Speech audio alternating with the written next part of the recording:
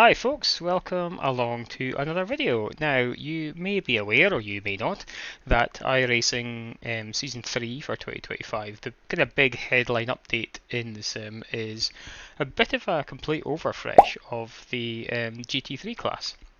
Now, as it happens, GT3 is what I've been racing past season, so it's now completely changed. So whether that's for good or for bad, we'll find out.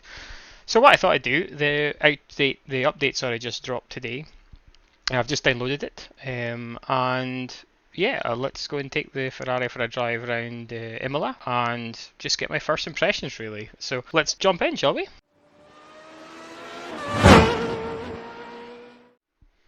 So here we are, jumped into the sim on a nice sunny clear day at Imola. Fantastic. Well, where better to go racing in a Ferrari than a sunny Imola. So immediately into the sim I've noticed that the car, the sim's telling me the car's failed tech. Now we're actually pretty much on the setup we ran at Imola last year. In fact, we might not be actually. I might have still had things loaded from when I was playing around at the Nürburgring. So yeah, okay. So even though I've loaded in my actual setup that I ran last year at Imola, or last season at Imola, it has failed the tech, which means we look across the chassis and yeah, so we've got, it's all over the shop. So we've got a heap of toe in, negative toe in at the front. So toe out at the front. Ride height is too high, bump rubber. Of course, they've introduced bump rubbers this update as well, so that's all off. Yeah, heap of things not right. So yeah, what we'll have to do, obviously, and they did say this is going to happen because, like, you know, it's a total update to the aero platform and the tyres, so I think they've changed quite a lot in the car. So this is obviously always going to happen. So we'll have to jump into the iRacing setups. Do we have one for Imola? No, we don't. But Imola was kind of, for me, I ran it quite medium downforce, but somewhere between medium and high probably. So we'll stick on the medium downforce setup for our first go. And let's have a look at the settings and see what's going to change. So, okay, well, let's start with the front roll bar, which is actually where I used to run it. I used to prefer the car with a stiffer front end on it, so that's kind of closer to where I was. A or B options large, okay, that's different. We didn't used to have different roll bar options. The large anti-roll bar is stiffer than the small. The softest 0 degree setting of the large front knee roll bar is stiffer than the most stiffest 90 degree setting on the small bar. Okay, so we can go, so we're actually going really quite stiff here then. So we've gone to the stiffest bar and we're up at 60 degrees, almost full stiff, so that's interesting. I think the braking systems are the same, so yeah, the cylinders look the same, medium friction, that's fine, brake bias is roughly where it was, ABS, all that kind of is the same. What are we running ride heights then? We've got this front center splitter ride height, which is new. Now I think this is something that's key to the aero performance of the car, so that's something that we'll have to keep an eye on when we're doing setups. Ride height, how low can we go? Oh yeah, so we can actually reduce it. Well, I'll keep things as they are standard at the moment, but we can play about with that, which is interesting. Spring, camber, yeah, but the bump rubbers, as I say, are new. So this is to do with controlling the aero platform, and yeah, that's a new tool to play with, which will be interesting. Same at the back, we've got different A or B options. Gear stack looks the same. I'm going to put on the IMSA short gear stack because I don't think you need you didn't used to need the FIA one anyway here. Damper options look the same, although the iRacing setup has softened a lot of them up. I used to run, especially the low speed ones, quite stiff, so that's different as well. Where are we tyre pressure wise? Yeah, we're on the minimum tyre pressure. So, okay, interesting. They've added some notes here as well about how to keep the aero balance when you change the rear wing, which is interesting and quite helpful. So, okay, enough looking at setups. Let's jump into the car and drive, shall we? Right, let's fire up the car, shall we? Sounds the same anyway. So one thing I remember reading in the update is that they said the tyres now come on kind of later in the stint rather than early on, so we'll have to be careful coming out the pits. Tyres are a bit colder as well. I'm seeing 39 degrees on the temperature, 40 degrees, and they used to be down at, about 45 or so.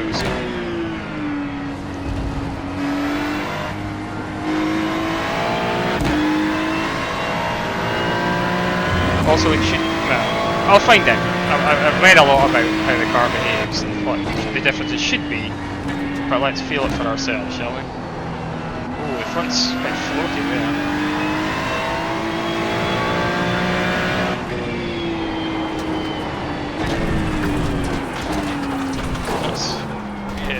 Not ideal. Oh,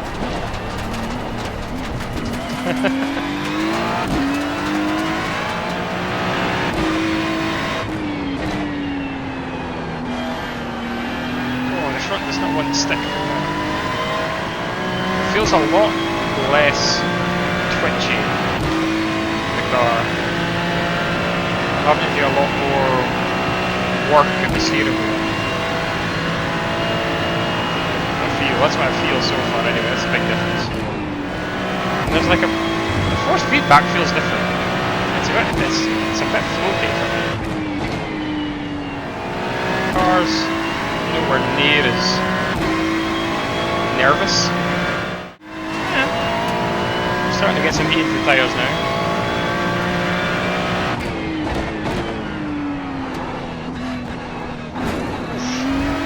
That was a big curl.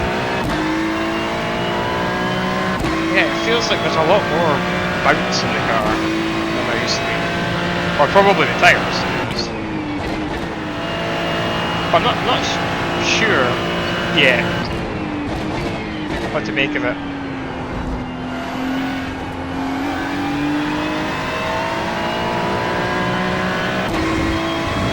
I think it could be a lot nicer if I get used to it.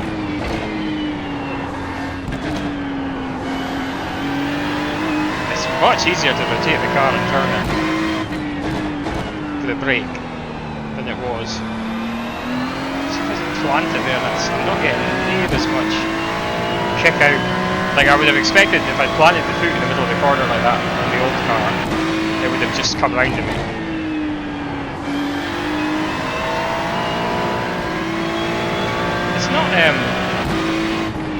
It's not enjoyable.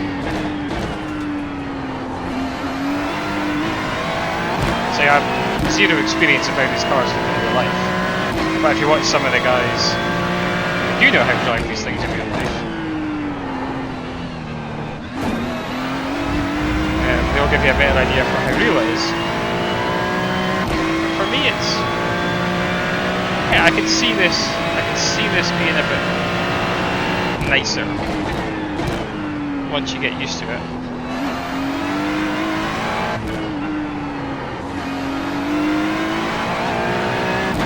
Some of it is fear. The force feedback's too wallowy. So I'll maybe try and tweak that. Have another run just. Yeah, let's tweak the force feedback and see how it goes.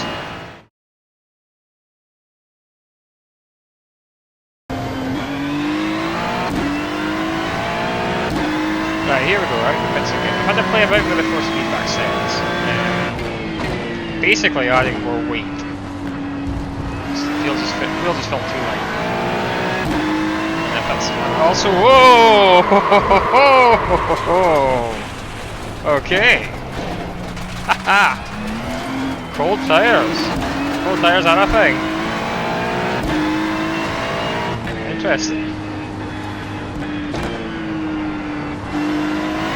So yeah, if I add a bit more weight to the wheel, it feels a bit more like what I'm used to driving. And played a bit with some of the filters on it as well. For like there's a bandwidth filter was set on it, so I've turned that to infinity because it was set at 2200 Hz, I think. And I just feel like I was missing some detail that I was getting before. So yeah, it feels a bit better. It feels a bit more what I'm used to feeling in the Ferrari. A lot more weight to the wheel. I'm not getting... Well, I am getting a little bit of uncontrollable oscillation, but I got that before, so that's fine. Right, so... What am I thinking? I'm thinking that the cold tyres make a big difference, as we saw there, coming out of the Tamburello. Chicane. And as we struggle to slow the car down to Ravazza 1. So it's what they said. I mean, they tried to model this iRacing after the World Endurance Championship, I believe it is. It doesn't have tyre warmers, so the tyres are cold when you put them on. I think they've modeled it so that they'll be like laying out in the sun, so they're not freezing, but they're not up to the temperature they would usually be at when they were at before, which is fair. Gravel everywhere, that's me. But when you start getting a little bit of heat into them, like we are now, we're only at 67, 70 degrees, but it's starting to be a bit more drivable. Starting to feel a bit better. So let's just stick with this and see where we can get to after a lap we are on our 7th lap. So let's stick with it for a couple of laps and see where we can get on lap 9 or 10 maybe, when the tyres should be closer to their optimum.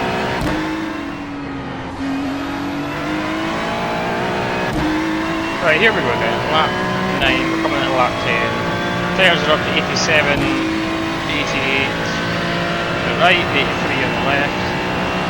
Not getting nearly so much discrepancy left and right, or front and back in tyres, which is good. Let's see if we can pull a lap time out of this thing.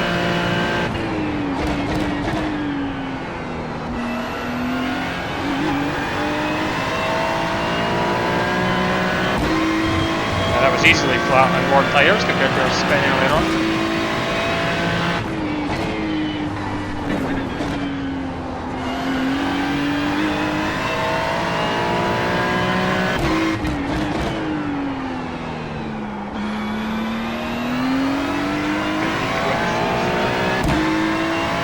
Wow, look at that. Almost 3/10 up fastest time so far.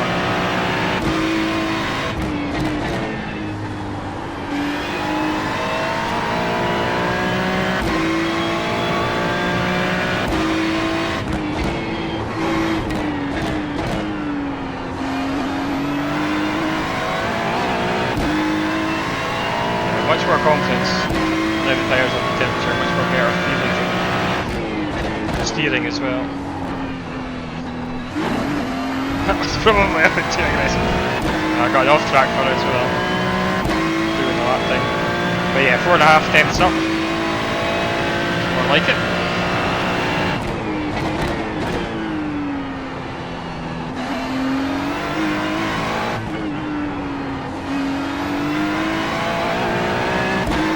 Still getting a little bit more understeer on the way in, but that's probably just me pushing too deep into the corner.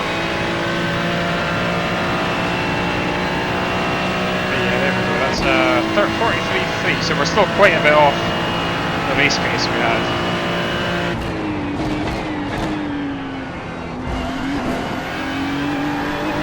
The old car. But still fine, as you can see there.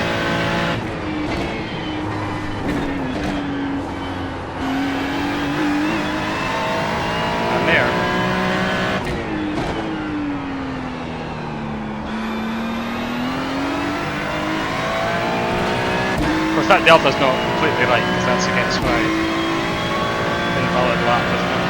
I don't know how it works.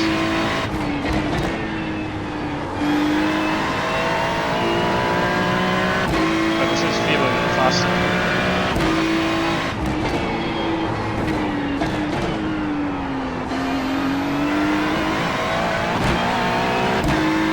So I don't think we're quite going to do a 47 or 42.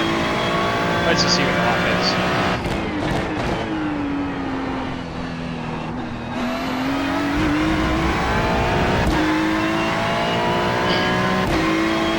Feels like it rides the curves a bit better. Or again, maybe that's the tyre model.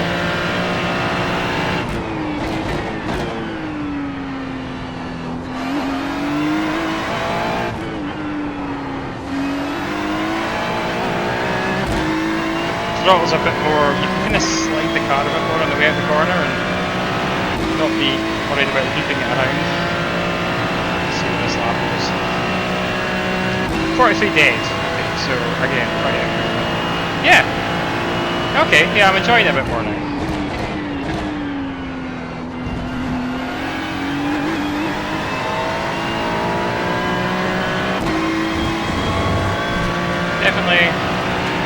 Definitely fun.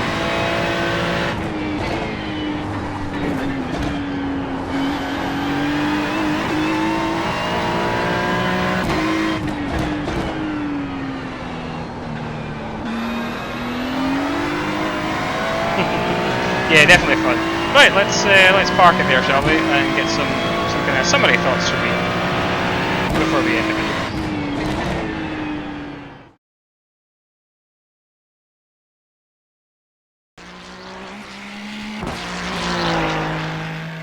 Right, so what do we think about the iRacing update? Well, obviously I've only had a handful of laps so far at Imola in the Ferrari. But yeah, big difference at the start. Big difference, especially on cold tyres. The car is so sketchy, as I find out on the exit with Ambarello, just around about here on my first lap out the pits, second time around. I find a difference to the force feedback, even once the tyres are warm. I did think initially, is the difference I'm feeling in the force feedback because the tyres have no grip, simply, and the car is just sliding everywhere. It's partly that, because when you come out the pits, the car is really sketchy, and yeah, I'm getting no feedback hardly through the steering wheel because probably the fronts are just not biting into the track, they're just slipping everywhere, which is what you'd expect for cold tyres, I suppose. But once the car heats up, and the tyres heat up, yeah, I'm able to get much more the feeling that I'm kind of used to with the car. I did have to bump up the settings a little bit, so I increased my the force basically, and reduce some of the filters, as I say, to let a bit more of the raw feedback come through from iRacing, which kind of helps. But even with those settings, the car still on cold tyres feels light. Steering feels too light. But again, I think that is due to the tyres not being grippy, and how realistic that is, I don't know. You have to ask a GT3 driver. But yeah, overall, I think yeah, first impressions pretty good. Very first impressions when I first drove it were a bit weird, but that's only what, half an hour or so I've spent tuning it there, and I'm quite happy. So I think with a little bit more experience, a little bit more time in the car, and a little more time tweaking some settings, and you know, setups and things as well, we've still got to play around with those. Yeah, good job. Whether it makes a difference in the racing, or how much of a difference it makes in the racing, I guess we'll find out. But for now, I'm optimistic that this is going to make GT3s a bit more unpredictable, which is always good. So, thanks folks, hope you enjoyed that. If you did, give it a like, and yeah, I'll see you in the next one. Thanks for watching.